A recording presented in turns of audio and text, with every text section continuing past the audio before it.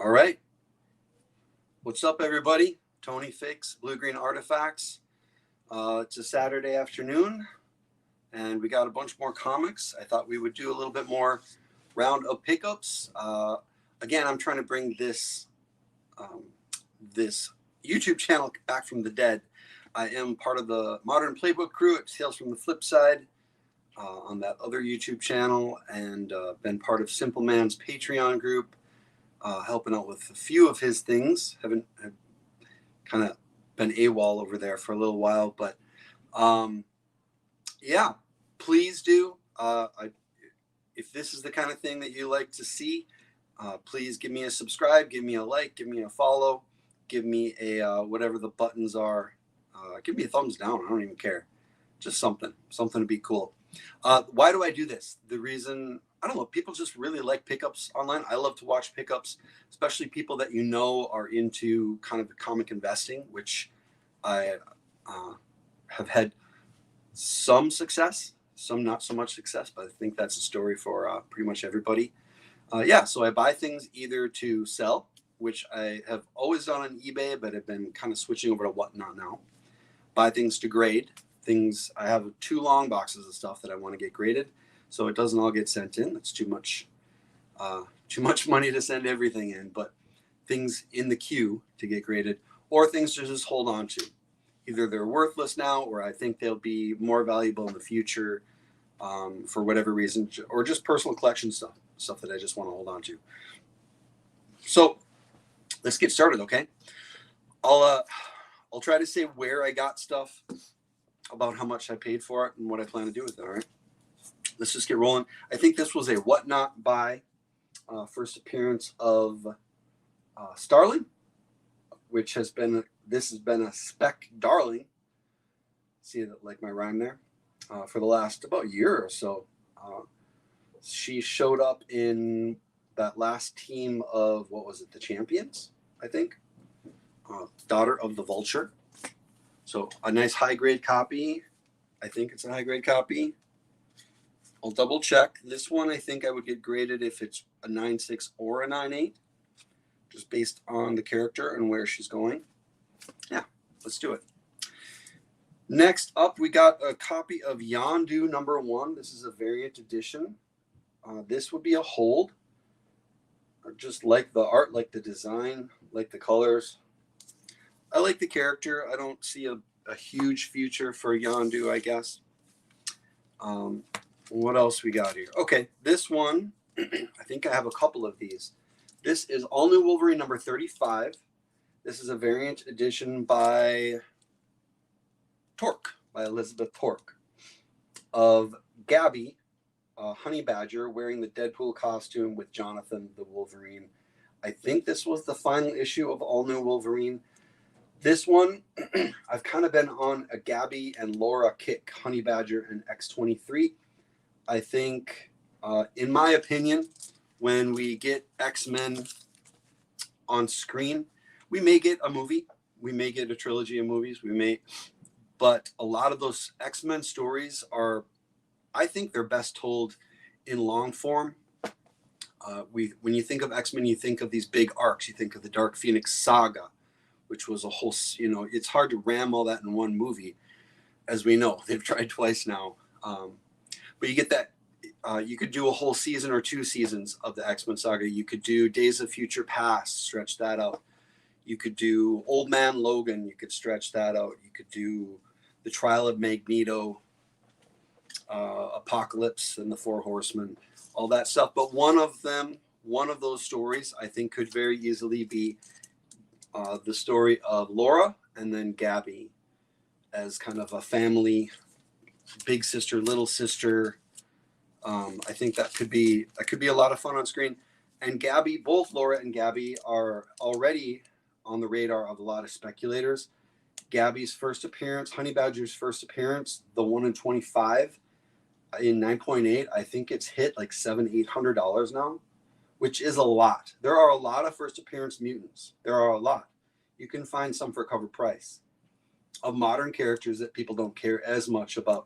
But Gabby is clearly above that level. So she Yeah, I think there's been a number of X-23 series over the years. And then there was this all new Wolverine. This was the run that Gabby was introduced. And then she was also in the follow-up X-23 series. So, all right, what else we got? Darth Vader, number 7. Some of these books, sometimes I buy books because of things that happen in the chat for the Modern Playbook crew.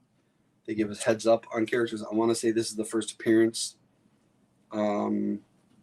Is this the Knights of Ren book? I think this is. Is this the Knights of Ren? I'm not sure. Apologize for that. Nice Chewbacca, number 1. Not a photo variant. Looks like a photo variant. I've actually been hunting down photo variants of these core characters from the first trilogy and trying to get them signed as a 9.8. I'm trying to put together a set. I've almost got a complete set. And Chewbacca does not have a photo variant. He has an action figure variant that has what looks like a photo in the background, but he doesn't have a photo variant. Let's see. I picked up some books from Coffin Comics website, and they had this kind of cool set. This is Dark Red, that Aftershock series that came out a couple years ago. This is, it looks like Shannon Mayer. And I'm sorry, Zerdy Kincaid. Okay, so Nate Zerdy, he is good with the cheesecake shots too. But we got a virgin copy and a trade dress. Very nice. Very cool. There's so many vampire stories out there, but this one for an Aftershock book was pretty well received. There haven't been any rumblings on any option news since then. But again, if you like something, pick it up. Chances are there's somebody else out there who will like it as well. So I also got these off the Coffin Comics website. This is Lady Death, Blasphemy Anthem, number 1, the Azure Edition variant. And these are actually, there's 2 of them, and they're signed up there under the logo, signed by Brian Polito. This was on my radar before it came out, before FOC. I don't know. I do have some adult comics. It isn't my core collection. If they're really nice, they are appreciated by a lot of people and they end up selling well. That's kind of why I picked them up. I'm not a Lady Death guy. I've had a few Lady Death comics over the years. I did one Lady Death Kickstarter, but it was really expensive. I honestly think this is probably the best Lady Death cover I have ever seen. Just with the design, obviously it's, sexy as hell, but the color scheme of it, it is exquisite. It's a beautiful Lady Death cover. Regular covers of this are up to about $10. They haven't gone up a lot in the last year and a half or so, but I saw they had a couple copies of the signed edition. I think it was only $15 each. So I figured, why not? I can always send them in to CBCS and get them graded. This is one I picked up. Where did I pick this up? Scout Comics. No, I think I got these on eBay. This was a Scout comic, Night of the Cadillacs. Now, this looks very similar. This is actually issue number 2, if you can see it there.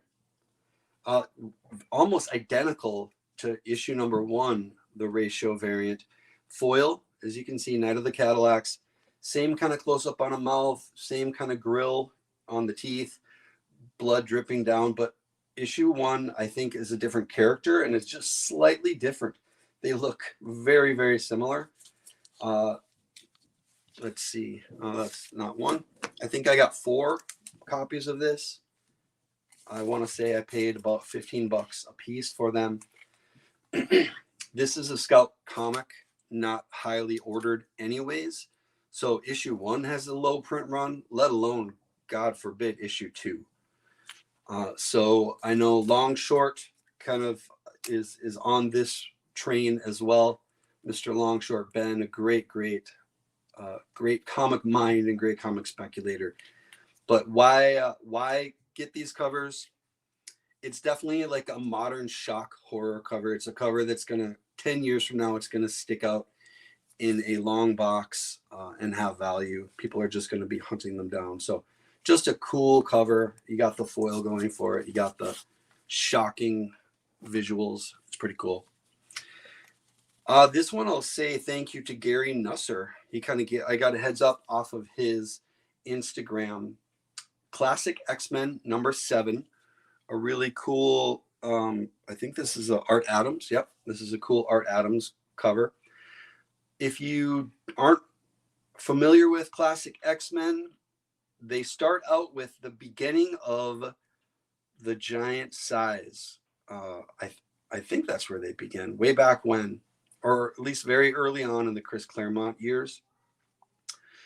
And it's like a reprint. They tell that story. They have new covers with new artists, new at the time, because this came out in the 90s. So you did have, I think, some Adam Hughes, you had some Art Adams, you had some, I don't think McFarlane did one, Whilce Portacio. But anyways, most of them did have, at least for the first 50 or so, they did have a side story, an additional side story that was new. Sometimes it was just a little mini story about some character or some relationship. But a few of them introduced new characters, including this one. There was a new Black Queen that was introduced in this issue. And the reason it came up again recently is that character is being used for one of the new plot lines. So first appearance in a Classic X-Men that nobody is really aware of, with the awesome Art Adams cover. That's a win-win, right? So thank you, Gary. Let's move on to these. This is back to my Gabby and my X-23 and Honey Badger. This is all new Wolverine number 6. I got 3 copies of this. I think I paid about $6-7 a piece. Gabby's first appearance was in all new Wolverine number 2. Number 6, this is her first cover. Not her first feature cover. She's one of many characters on the cover, but this is the first time she appeared on a cover. So all new Wolverine number 6. That's just the regular cover A. All right, another in that same vein, this is all new Wolverine number 4, a variant cover with Deadpool. Love it. Taking fun of that Batman Robin meme. Another one. This is after the all new Wolverine. X-23 was the next series that featured both of them. This is X-23 number 2, the second print. This is hard to find, and this is a pretty expensive book. I did manage to get this one for $6 on somebody else's website, Digital Heroes, and this might be slab worthy, possibly. I don't know. We'll see. But just a really cool graphic cover. Obviously, a second print of number 2 is starting to get lower on the print run. Pardon me. I think these are selling between 40 and 60 on eBay right now. So I don't think there's any important thing in the guts necessarily, though. All right. What do we have? Oh, Doctor Strange Surgeon Supreme number 2. This is the 1 in 25. So again, a ratio variant of a second issue of a character that, I mean, he's popular, but he's not the biggest draw in the Marvel Universe right now, sales-wise. So not a huge print run. Why does this one matter? So Strange Academy has strangely been a heavy hitter, I guess. It's kept its value since that it first came out, and since that first, the heat that was behind it, and it was hitting all the lists, and everybody was talking about it, and those books went up and up and up, and it's fallen off the radar as far as people talking about it. But if you look at the prices and what things are selling for, it has not really gone down. That the 1 in 50 maybe has gone down a little bit, but a lot of the lesser ratios have gone up, and those cover A's and B's have gone up crazy than the other open order one. So what about this one? What does this have to do with it? Strange Academy, if you remember, had previews in a bunch of different Marvel comic books. It was in Daredevil. It was in, I think it was in an Iron Man book. It was in a Thor book. Quite a few of them. And they all came out in different weeks. The first one that came out was Doctor Strange and the Surgeon Supreme. I don't remember the date. I know we were doing the research. My Bargain Comics, Steve from My Bargain Comics was helping out. We were trying to dig into the first appearance or the first preview of Strange Academy. And that would be this one right here, Doctor Strange, Surgeon Supreme. This is the number 2. And so this is the highest ratio variant of that issue. So the hardest book to find of the first previews of Strange Academy. Most of the regular covers have this little Strange Academy logo on the front. This one, since it's a variant cover, it doesn't have that, but it does have it in the guts. So I don't know. This one was not easy to find. I want to say I paid $40 for it, and I don't think there were any more on eBay. For now, it's going to be probably a hold. I might get that one graded. Why not? Scotty Young is in full swing. So I want to say I think I picked this up on Whatnot. A cool X-Men Scotty Young cover. There are so many buyers for Scotty Young. Got another one of those Elizabeth Torque, the Gabby and Jonathan books. Another one for Gabby and Laura. Love this cover. This one is already going for some big money. This is number 20, the 1 in 25 variant. So not easy to find a 1 in 25 of an issue 20 of a series that came out in the last number of years. We all know that those print runs get to be pretty low. This one is already selling for quite a bit, about $50 or more online. This one is not in 9.8 condition. I missed a couple paint flecks. I was focused on the corners. I didn't look at the rest of the cover. You can see along the spine some white spots that I didn't notice before. So above a 9, but not a 9.8. I'd like to hunt down a 9.8. And again, the cover kind of tells a story, you know. I like these covers, like that new Moon Knight by Raza, where you can look at the image on the cover and it looks like you just freeze framed an episode of a TV show. Like, you know, something's going on. You know, Laura's looking after Gabby. You know, they've been in danger, but they just want to live a normal life if they can. It's just kind of cool. You know, it does tell a story. Love that kind of cover. What else? The rest of these are copies of, in this stack, I got another stack over here. 1, 2, 3, 4, 5, 6 issues. I got these in various places, 1 or 2 at a time. I think one place had 4 of them. This is Rogue One, a Star Wars story, number 2. Issue 1 is important already and is a spec book because it's the first appearance of Cassian Andor, who's getting his first Disney Plus series. This is just the A cover of number 2. This is the first appearance of Tam Posla. Okay? Tam Posla was a character in the movie Rogue One that got cut from the final cut. And if you watch my episode last week, I think I had some more of this book, or the 1 in 25 of this book in that run. So we talked about it a little bit then. It's interesting because Tam Posla is actually the name Matt Alsop backwards. Matt Alsop was one of the production designers for the movie, and they made him a character in the movie. I don't know if it was because of his acting or what, but his character ended up being cut from the movie, but it did not get cut from the comic book adaptation. And after the adaptation came out, since it fit within the timeline, it was a character that ended up being used in Dr. Aphra in her second series, or I guess it wasn't this latest series, it was the series before. So maybe that would have been the first, I guess. I don't know.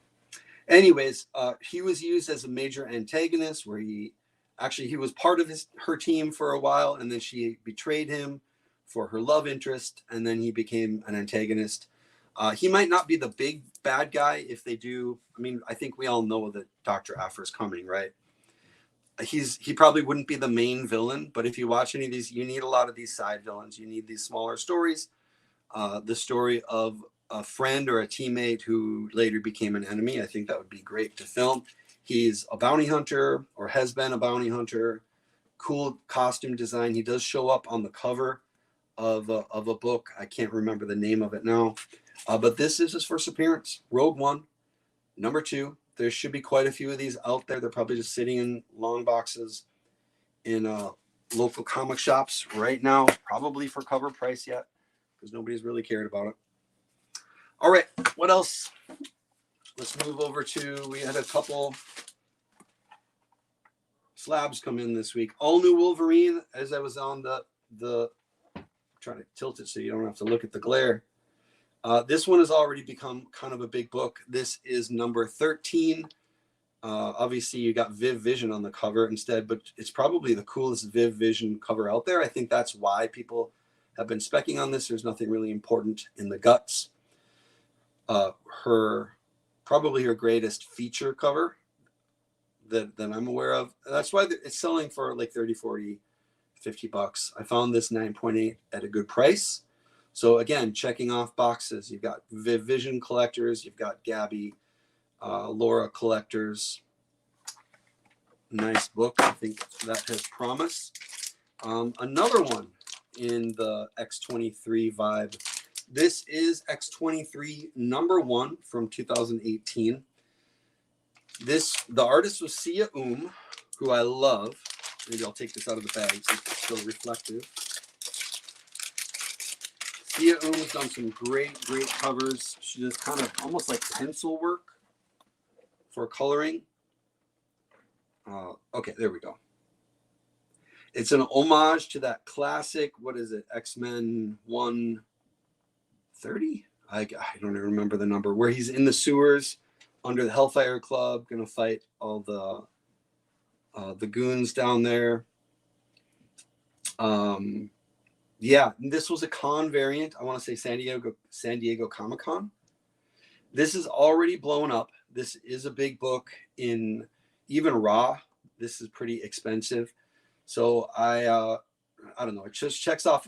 I do collect Sia I love that the art that it is an homage of, and I love the X-23 and Gabby stuff. So it was a little spendy, but I don't think there's a lot of these out there.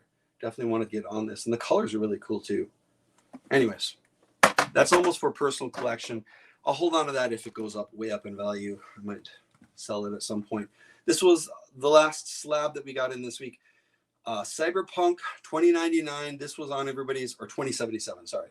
This was on everybody's radar about a year ago when the game was about to be released. I understand the game sucks. Everybody says it sucks. It's a horrible game. However, there is a Netflix show for Cyberpunk coming out in the next few months here. So it's coming out. I should say 2022. Anything that comes out on Netflix should get a little bit of attention because the movie tanked and because everybody's spec attention has gone on to other books. These books have been super cheap. I want to say I got this for like 60 bucks. I did pick up some of the cover 8 or some of the raw ones as well for like cover price. So why not? At that price, if you can get it for around the price of grading it, go for it. All right, moving things over.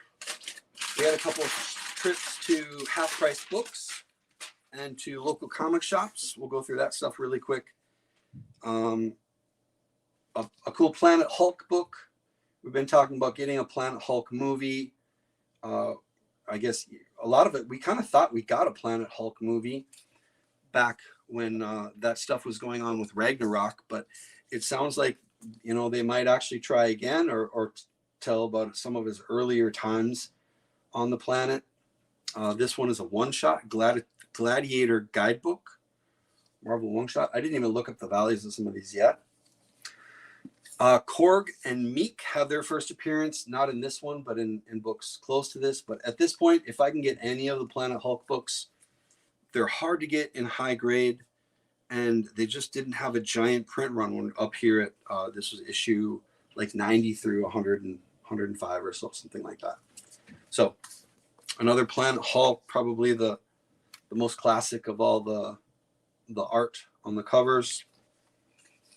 Vincent D'Onofrio as Kingpin. Been looking for good Kingpin covers. Again, if you can get it for cover price or less. Black Caravan has this series, Cherry Blackbird. I've been all about it. Very much an adult, crazy. If they did a show, it would be like a grindhouse horror kind of thing. About a rocker who ends up going on a quest for a demon. Kind of. That's a bad description of it, but picked up a few new issues. I hadn't heard anything about this. Maybe I just missed that. Issue 1 of Bolero. There were 3 covers there. I grabbed one of them for Image Comics. I haven't been buying all of these Spawn books, but this variant cover for King Spawn number 6, I couldn't pass up. Loved that. I was digging through all the variant covers for Daredevil, Woman Without Fear, and this one stuck out to me. Issue number 1. Another number 1 from Dark Horse Comics, Daisy. Just from paging through it, and the cover looked interesting. Again, modern horror stuff, the Asylum of Horrors. Kind of a cool cover. Not in great shape, but this was the last copy they had. Amazing Fantasy. The latest series, Amazing Fantasy, nobody ever talked about it. This is a variant cover based on the Marvel role-playing game. I'm putting shadow right on my face. I don't care. I used to play the Marvel role-playing game, so that's why I picked this up. But I do think Kara Andrews did a lot of the artwork for this Amazing Fantasy run. It might be the kind of thing where we hear about it, a year and a half later. Yeah. Black Panther number 1. This is the second print. The sketch wraparound.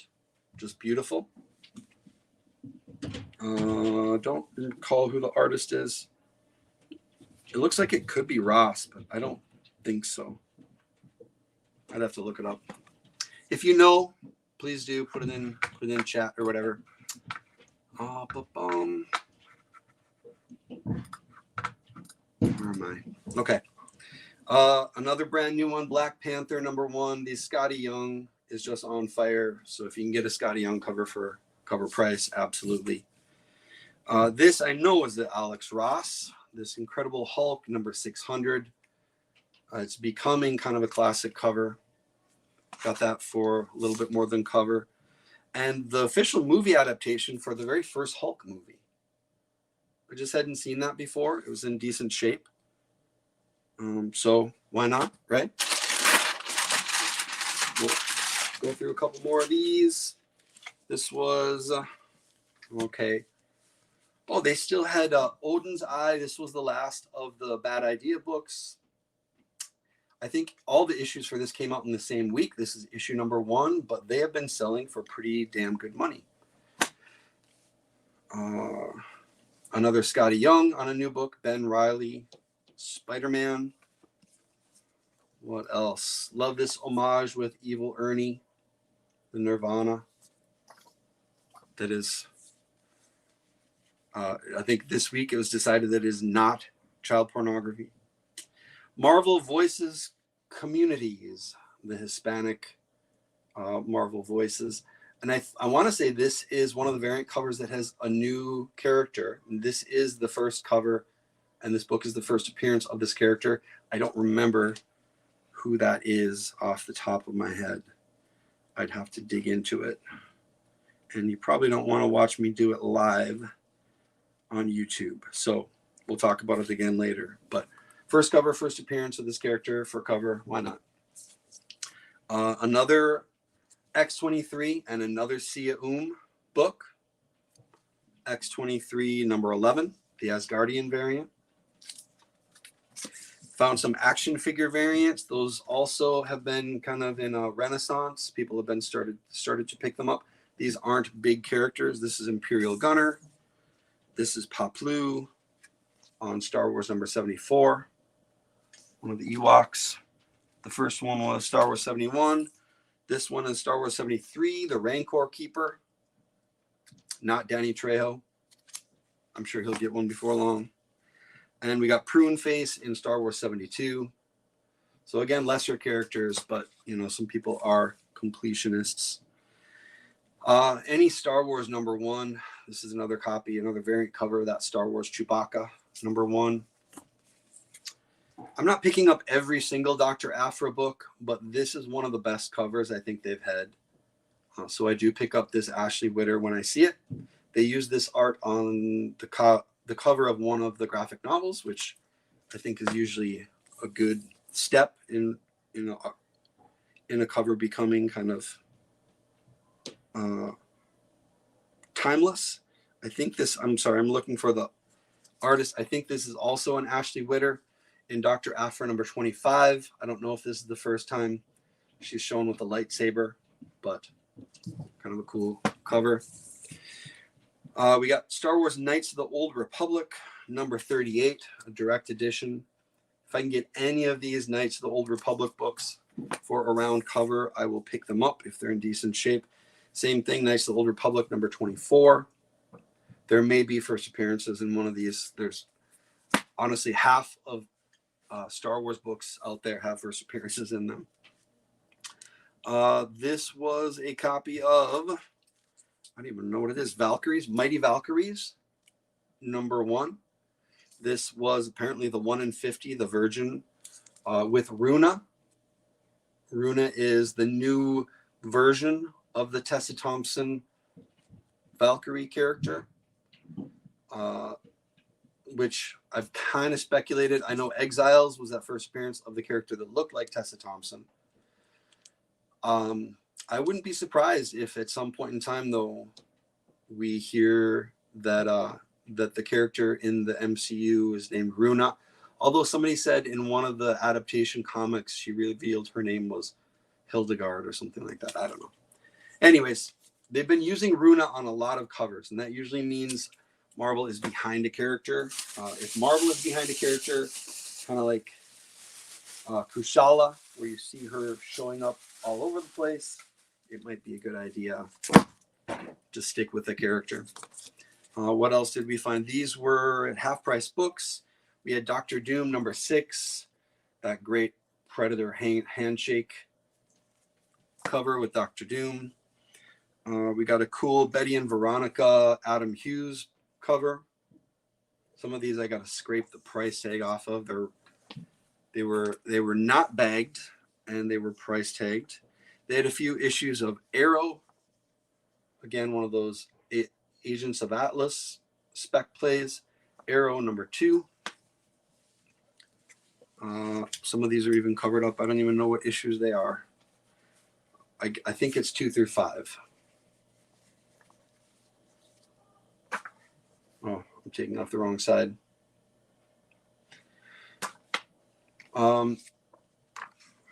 Yeah, I mean, for as cheap as they are, considering they weren't protected in bags and boards, but they're in really good condition, actually. A boombox title, Avant-Gardes. I know they've been talking about putting this on screen. Group of young girls who play basketball. We got A-Team, number 1 in the newsstand. Heck yeah, of course. And that spine looks really clean. This is probably above a 9.0 at least. So why not? They had a bunch of issues of Ghost Rider 2099, not issue 1. And they really just have some cool covers. So I just picked up the covers that I liked the best. This is number 12. Really just cool art. This one is number 7 with Spider-Man 2099 on the cover. This is another one. Reminds me of Dave McKean. This is number 10 of Ghost Rider 2099, the original run. And number 8. Trying to read the artist. I can't quite pull it out. It almost looks like Sam Keith to me, but I know it's not. Just cool art. One more. Number 14. Haps, kind of a painted cover. Just a cool imagery, cool art. For a buck a piece, sure, why not? A Star Wars Tales book. This is another Star Wars series that I will pick up any copy if it's cover price. Actually, if it's $5 or less, I would pick it up. This is the newsstand variant as well. I don't think number 21 had anything going on. But there are many short stories in all of these issues. So there's first appearances in almost every one. Most of them are not very important, but the United States of Captain America #3. This is that miniseries that just wrapped up not too long ago. This one is the first appearance of this character over here, this Kickapoo Captain America version. An old 90s book, Catwoman Defiant, almost like a graphic novel style, but with a little blingy logo. And it was in really good condition, considering it wasn't bagged or boarded. Why not? And Avengers #490. I just thought this was a nice Hulk and She-Hulk cover. All right. One more trip to the LCS to go. I guess this was another half-price books jaunt. We had Guardians of the Galaxy #1. This was that new run that became the movies. This one is everywhere, but I pick it up every time I see it. All-Star Superman #1. If you're not a DC reader, if you've never read Superman, this is a great one to just pick up and go with as a first-time reader. New Avengers Annual #1. I'm not sure if that's supposed to be a zombie Doctor Strange or not, but zombies are all the rage with the Marvel Zombie show coming, so why not? Young Avengers #13. Some of our favorite speculation characters there: Wiccan and Speed and Kate Bishop and Hulkling and America. And I'm not sure if that's Patriot. It doesn't look like Patriot. Storm #1. I'm trying to see who did this painted cover. I am not sure. This must have been around the time when Storm and T'Challa were married. Nightcrawler #1. No, I am not turning into Bry's Comics and telling you that every solo series #1 is going to be super valuable. But when you can get something for super cheap, why not? Alex Ross did just a ton of DC work, but this work, this one, I don't know if this is a connecting or not, but Justice #1, all the villains. Love the colors he chose. Love the art. I do at least dig through them and pick out my favorites, like that one. Justice Society of America 10. Awesome, Alex Ross. And then, what do we have here? This is Superman Forever, #1. It's got a lenticular changing cover. This was an old 90s book too, I want to say, but it was in good condition. And for $2, hell yeah, why not? Pick those up to sell. That is it for comics. Got a couple more things. I need to put them away. Some of these came in a while ago. I don't do a lot of action figures, but of certain characters, my favorite characters, I do hunt them down. This is Revan. This is the 4th Revan figure. This is a Star Wars Black Series Gaming Greats. Jedi Knight Revan instead of Darth Revan. So when he began, he was a Jedi Knight, as you might know. This was one that was on Hasbro Pulse. This is a character that I've been specking on. There's that cover from IDW Star Wars Adventures you may recognize from a couple years ago. And the character is Jax, who was his first appearance in Star Wars #8, the original series, the giant green bunny smuggler character. Just a ludicrous design, ludicrous character. But honestly, that is exactly the kind of character that, thank you, that Taika Waititi would use in his show when he does a Star Wars movie. So I wouldn't be surprised at all. Thank you, baby. I'll be up in a bit. What else are we hunting down? These action figure comic packs. There've been a bunch of these, mostly Marvel, but some Star Wars. The Star Wars books were Dark Horse books. And this one is actually Star Wars #1. There's a reprint of Star Wars #1 behind these behind the action figures. I think I am going to break these out and get them graded. If you're a purist action figure collector, that might rub you the wrong way, but I'm a comic collector, so that's what I'm gonna do. And another one, if you find these that have a key book behind them, not everyone is a key book, but many are. This is the first Armor Wars book, Iron Man number 225, with the Mandarin and Silver Centurion action figures up front. Some of these are just super cheap. The only comic pack comic that's really boomed so far is that Spider-Man 2099 book. A lot of people think it's because it's that white edition, but the other ones could very well follow. One last thing that I wanted to try to do is no, nothing. There's nothing in here. Sorry. Last thing I wanted to do, the last thing we did pick up this week was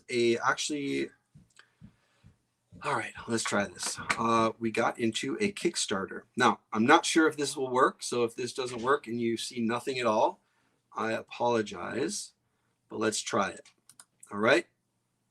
I'm going to go down on the corner, if that's working, and share my screen. Oh, let's do it this way. Okay. Let's play. So this is a new Kickstarter. I'll talk while it's going. For a game. Zombicide is a super famous, for people who love board games, Zombicide is a super famous zombie board game using 3D like action figure game pieces.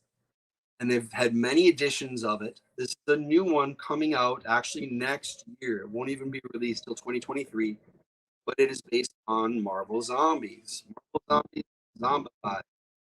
I'm gonna let you watch it and quit talking here. I hope you can watch it. You're not looking at my face.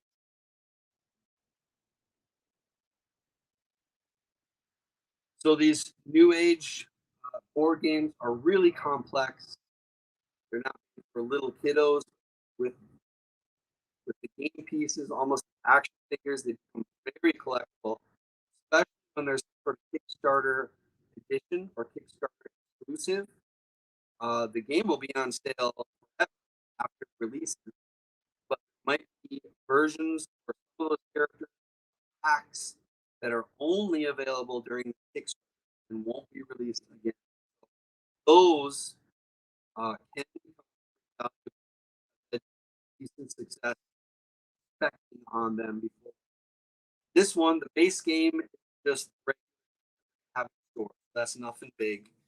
It's probably not a cheap game, be about $100. But kind of cool. I mean, it's cool, but there is one pack that is a Kickstarter exclusive.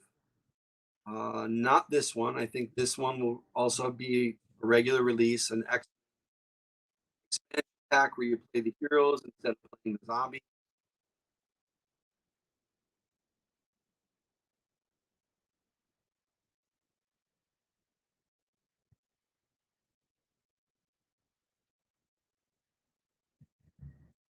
I really see this. Or if you can't, I apologize. We're looking at the X take on the Brother Evil Mutants in zombie form. And the last part of the video shows the big expansion. This is the Kickstarter exclusive. It is not cheap. $180. $180 for this expansion, but it comes with this figure that you're 2 foot tall, 62 centimeter tall, galactic figure, game piece with interchangeable head. And you can have the live version or the zombie version.